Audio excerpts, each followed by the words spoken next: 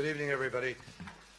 Thank you very much for your patience, and I apologize for the fact that I can't stay to take questions, which I would like to do, but we are operating under some very tight constraints on the rest period the law allows for our pilots because of some of the delays. So as a result, I need to get to the airport and get on the plane.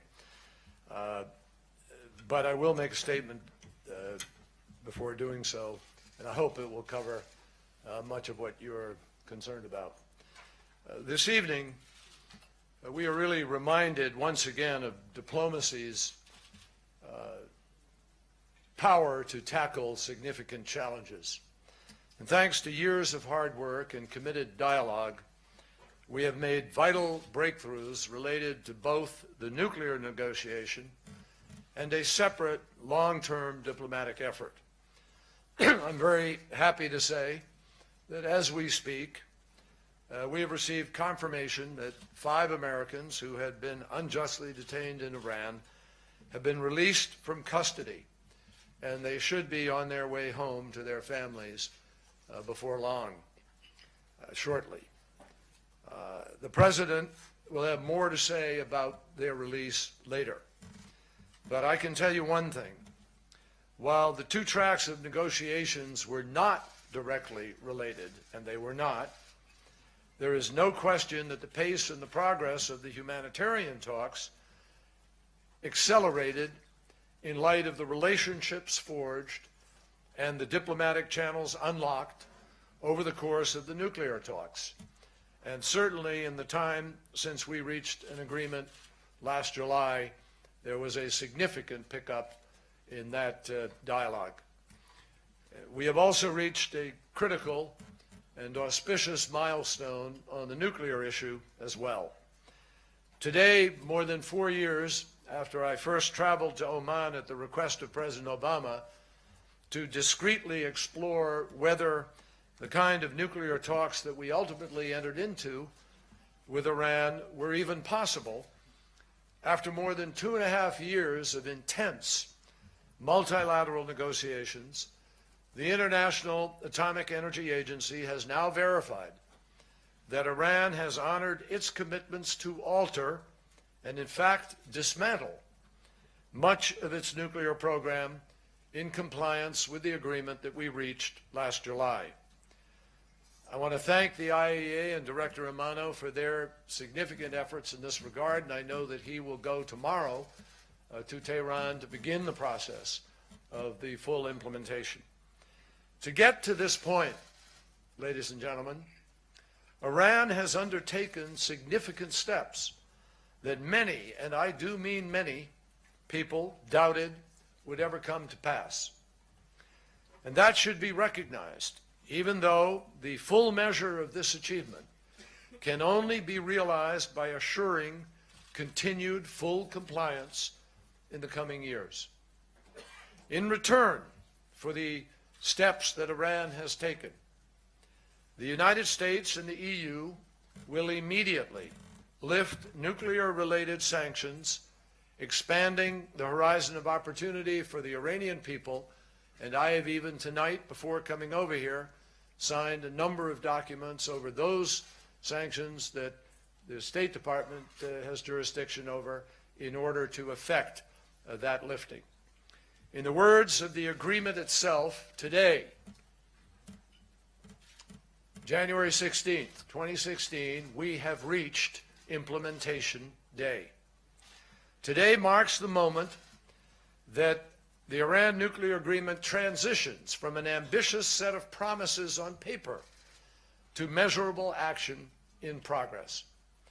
Today, as a result of the actions taken since last July, the United States, our friends and allies in the Middle East, in the entire world, are safer because the threat of a nuclear weapon has been reduced.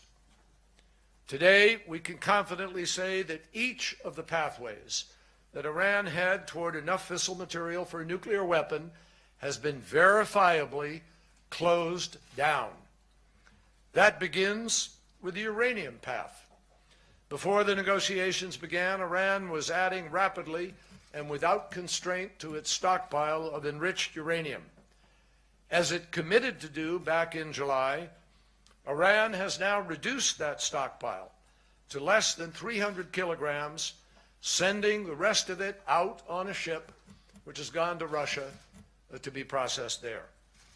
That means that their current level of enriched uranium is 2% of what it was before we completed the agreement, and the rest is shipped out of the country.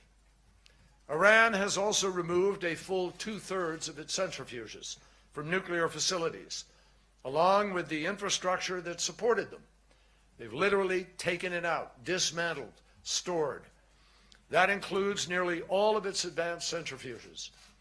And the removed hardware is sealed up under around-the-clock monitoring by the IAEA. Iran has now ended all uranium enrichment at its Fordow facility, disconnected all related centrifuges, and removed all fissile material from the site. The second path open to Iran was the plutonium path. Before we sat down at the negotiating table, Iran's heavy water reactor at Arak had the potential, when and if it became operational, to produce enough weapons-grade plutonium annually to fuel 2 nuclear weapons. Iran has now begun the process of modifying the entire Arak reactor so that it will only be used for peaceful purposes. It has removed the reactor's core and filled it with cement, ensuring that it can be never used again. Finally, the third path, the most troubling path in many respects, was the potential for Iran to pursue enough fissile material for a weapon covertly, using a facility not publicly declared. Now, before the talks started, the IAEA did not have assured access to investigate locations at which undeclared nuclear activities might be carried out. It also lacked the ability to track uranium as it was mined, milled, and then turned into yellowcake. Today, the IAEA has put in place every one of the extensive transparency and verification measures called for in the agreement.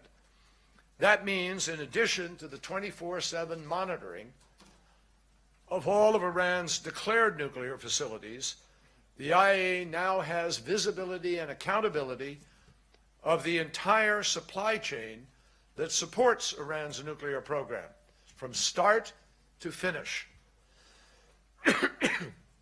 from uranium mines and mills to centrifuge manufacturing and operation.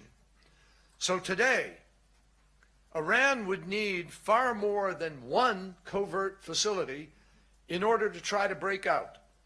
It would need to develop an entire covert supply chain from start to finish, which experts around the world agree is not possible without early detection. As I said, the steps that Iran has taken to fully implement the nuclear agreement have fundamentally altered the country's nuclear program. 2 years ago, we assessed that Iran's breakout time, the amount of time it took to go from producing fissile enriched uranium to have enough for one bomb, that amount of time has gone from 2 to 3 months where it was. Now, today, we are confident that based on the reductions in its stockpile, reductions in its centrifuges, it would take Iran at least a year to try to break out of the agreement, kick out the inspectors, accumulate the amount of fissile material needed for a single bomb. And if Iran ever did decide to do that, because of the steps that are in this agreement, we would know it almost immediately, and we would have enough time to respond accordingly. Let me underscore, verification remains, as it always has been, the backbone of this agreement. We welcome that Iran has followed through on the promises that it made. It has kept its word, and we will continue to do the same. But we will also remain vigilant in verifying Iran's compliance every hour of every day in the years ahead. Now, I emphasize, today's announcement gives us even more hope, more confidence in the possibilities about this effort going forward. Thus far, Iran has taken every step that it committed to take, dating back 2 full years, not just back to July, but dating back to the interim agreement that we announced in Geneva in Switzerland. And we have now 2 years of compliance already under our belt, with another 13, and then another 15, and then another 20, and then another 25, and then the lifetime of this agreement under the additional protocol and the modified code 3.1. Now, obviously, past performance does not guarantee future results. We know that. Furthermore, while we welcome Implementation Day, we understand that this marker alone does not wipe away all of the concerns that the international community has rightly expressed about Iran's policies and actions and choices in the region.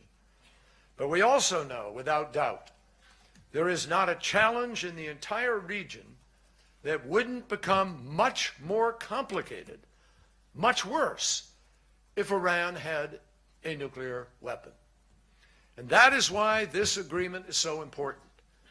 With the agreement fully implemented, the international community can finally work to address the other regional challenges without the looming threat of a nuclear-armed Iran, including the crisis in Syria, on which we have made important progress in recent months. Before I close, I want to thank a few important people who brought us here to this day, who've been critical to this process throughout the negotiations.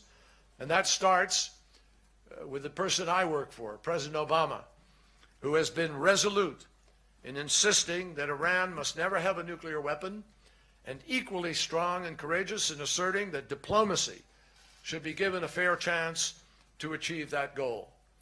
His courage to pursue a path that many people deemed impossible and some people deemed inadvisable is the reason we are where we are, marking Implementation Day, not alone, not bilaterally, but with France, Germany, Britain, China, Russia, all of us joined together in an effort to create this accountability. I also want to thank the delegations representing all of our P5 partners.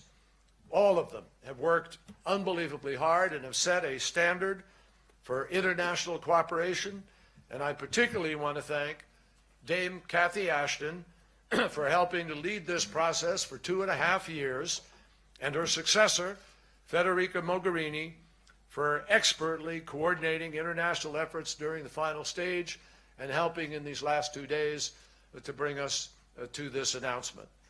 I also want to express my gratitude for the superb efforts of my own delegation, led by Steve Mull and previously by Wendy Sherman, all of whom from the State Department, from the White House, and throughout the interagency system that we work with in the United States, all of them, the Justice Department, the Energy Department, Ernie Moniz and others, have done an extraordinary job, and they richly deserve the gratitude of our nation, and I believe other nations who benefit from this. Let me also thank the government of Austria, Switzerland, and Oman for their continued and enormously generous hospitality at times, for their assistance all the time, and for the international work that they have helped to make possible here. And I'm particularly grateful to the government of Switzerland, to DJ Burkhalter, and all those who have worked in the last days as our representative in Tehran in helping us with the mission regarding the release of the Americans, which you will hear more about from President Obama later. Finally, I want to again express my deep respect for the serious and constructive approach that Iran's delegation brought to this effort.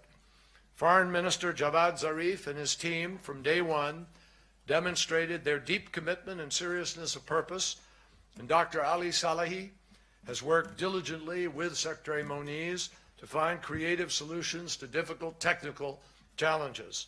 and we've been able to approach every step of this process with professionalism and mutual respect.